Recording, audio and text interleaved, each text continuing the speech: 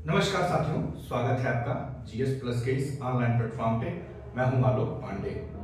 साथियों, जैसा कि आप जान रहे हैं, 10 प्रश्न मैं करंट अफेयर से लेके आया हूं। ये फरवरी मार्च महीने का प्रतियोगिता दर्पण से लिया गया है। आइए चलिए इसको देखते हैं। जो परीक्षा के लिहाज से बेहद महत्वपूर्ण होगा। आरओ एआरओ हो सकता है री एग्जाम हो, नहीं भी होगा री एग्जाम तो मेंस परीक्षा के परिप्रेक्ष्य में महत्वपूर्ण सिद्ध होगा, और नहीं तो अपर पीसीएस के संदर्भ में जब 2024 पीसीएस देंगे तो उसके लिए भी महत्वपूर्ण सिद्ध होगा। पहला प्रश्न ये है कि कृषि मंत्रालय के द्वारा क्या किया गया है। कृषि मंत्री के द्वारा लोकसभा में सूचना दिया गया है, जानकारी दिया गया है कि 12 दिसंबर 2023 को वो लोकसभा में जानकारी देते हैं कि वर्ष 2022-23 में बागवानी उत्पादन कितना रहा। थोड़ा सा ध्यान रखिएगा, यहां एक प्रश्न बनता है बागवानी से संबंधित कि बागवानी में किन किन चीजों के उत्पादन को सम्मिलित किया जाता है।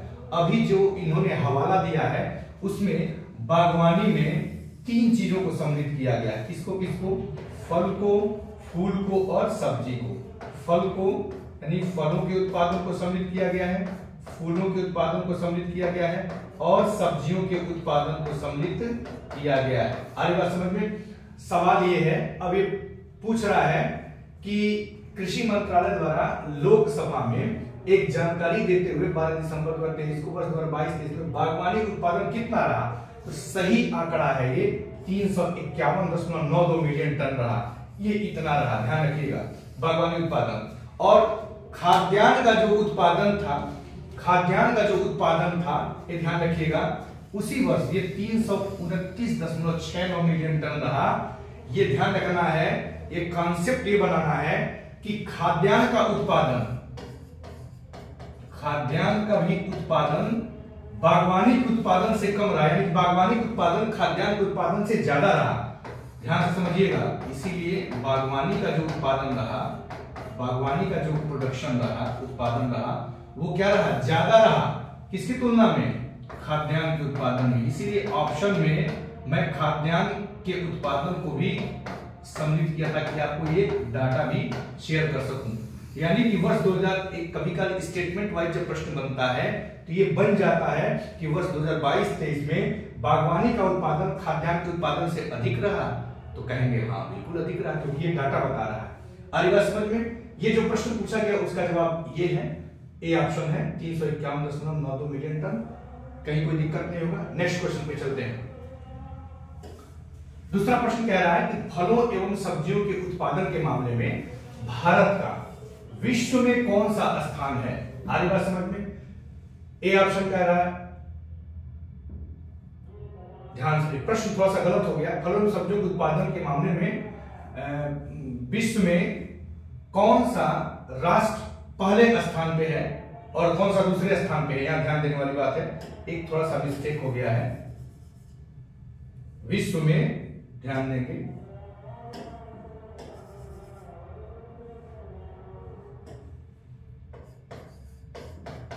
किस देश का स्थान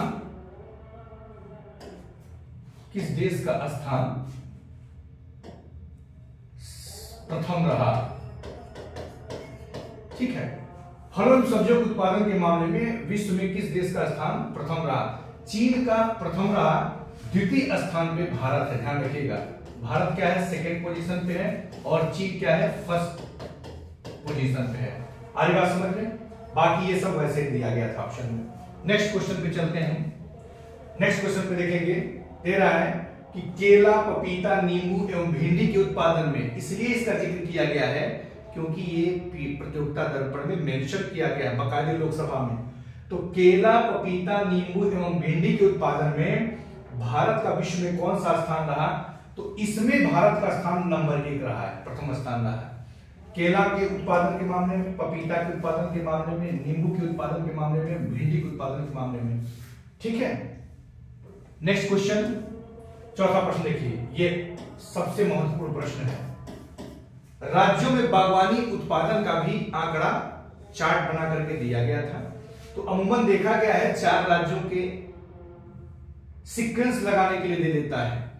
तो यानी देखिए, राज्यों में बागवानी उत्पादन के संदर्भ में सही क्रम क्या है, यानी कि कौन सा राज्य बागवानी प्रोडक्शन में सबसे अच्छा रहा, उसके नंबर 2 पे कौन था, नंबर 3 पे कौन था, नंबर 4 पे कौन था। या ध्यान रखिएगा, सबसे ज्यादा बागवानी उत्पादन का रिकॉर्ड रहा है उत्तर प्रदेश के बाद, उत्तर प्रदेश का, फिर मध्य प्रदेश का, फिर उसके बाद पश्चिम बंगाल का, फिर उसके बाद आपका महाराष्ट्र का। यानी पहले नंबर पे है, दूसरे नंबर पे है, तीसरे नंबर पे है, चौथे नंबर पे महाराष्ट्र है। इस तरह से देखा जाए तो सही विकल्प क्या है, डी विकल्प सही है। अगला प्रश्न देखते हैं, आरबीआई मौद्रिक नीति की समीक्षा करता है त्रैमासिक, द्वैमासिक, अर्धवार्षिक और वार्षिक। क्या होगा सही जवाब इसका साथियों? यह ध्यान देने वाली बात है। आरबीआई मौद्रिक नीति की समीक्षा पहले त्रैमासिक आधार पर करता था, बहुत पहले, लेकिन अब रिसेंट में देखा जाए तो ये द्विमासिक समीक्षा करता है। द्विमासिक, त्रैमासिक से पहले त्रैमासिक करता था, अब क्या करता है, द्विमासिक करता है, अर्थात 2 महीने पे करता है। किसकी अनुशंसा पे किया गया? तो ध्यान रखिएगा, कमेटी है उर्जित पटेल समिति, उर्जित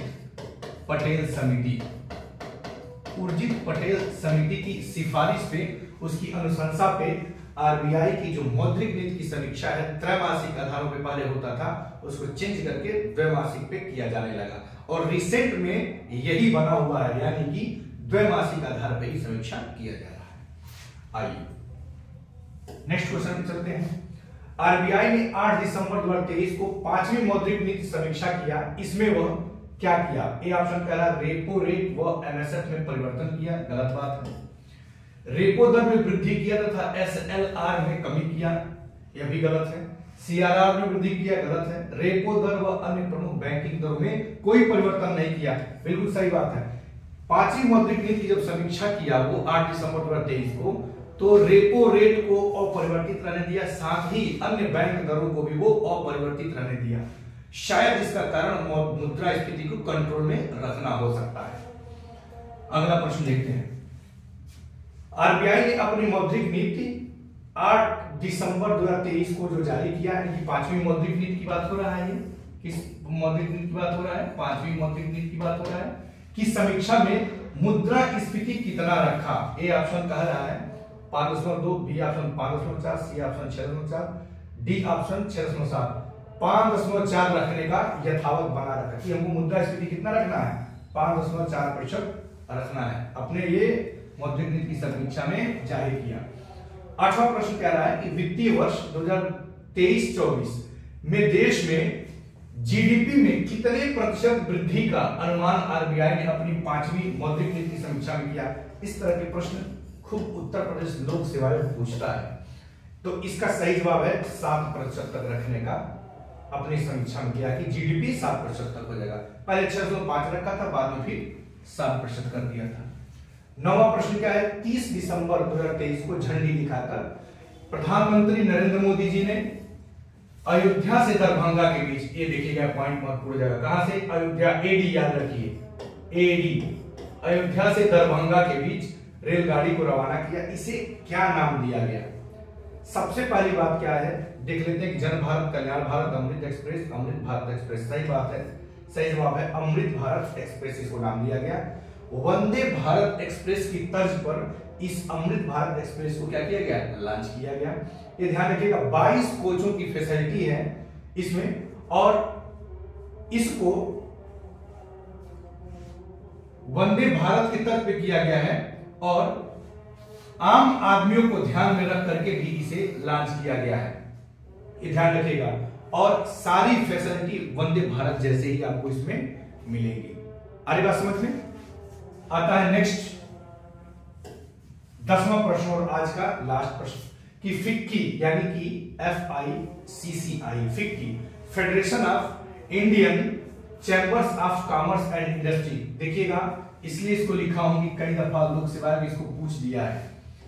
आप देखिए प्रीवियस ईयर के क्वेश्चन पेपर, चाहे लोअर का हो, चाहे आरओ का हो, चाहे अपर पीसीएस प्रीलिम्स का हो, पूछ देता है federation of Indian chambers of commerce and industry, FICCI के नए अध्यक्ष के रूप में किसे नियुक्त किया गया है? ए ऑप्शन कह रहा है अनीश दयाल सिंह, बी ऑप्शन कह रहा है अनीश शाह, सी ऑप्शन कह रहा है संतोष झा, डी ऑप्शन मीना सिंह। ध्यान रखिएगा सही जवाब है अनीश शाह। ए ऑप्शन जो अनीश दयाल सिंह है ये सीआरपीएफ के महानिदेशक नियुक्त हुए हैं। किसके? पीएफ के महानिदेशक नियुक्त हुए हैं। संतोष झा ये श्रीलंका में उच्चायुक्त बनाए गए हैं, भारत के श्रीलंका में उच्चायुक्त बनाए गए। और नीना सिंह, पिछले लेक्चर में मैं बताया था कि नीना सिंह सीआईएसएफ की पहली महिला प्रमुख हैं, ध्यान रखिएगा, सीआईएसएफ की पहली महिला प्रमुख हैं। तो ये था साथियों 10 प्रश्नों का करंट अफेयर से संबंधित जो प्रश्न था और परीक्षा के लिहाज से बेहद इंपॉर्टेंट है, उसको पढ़िए और एंजॉय कीजिए। Thank you so much.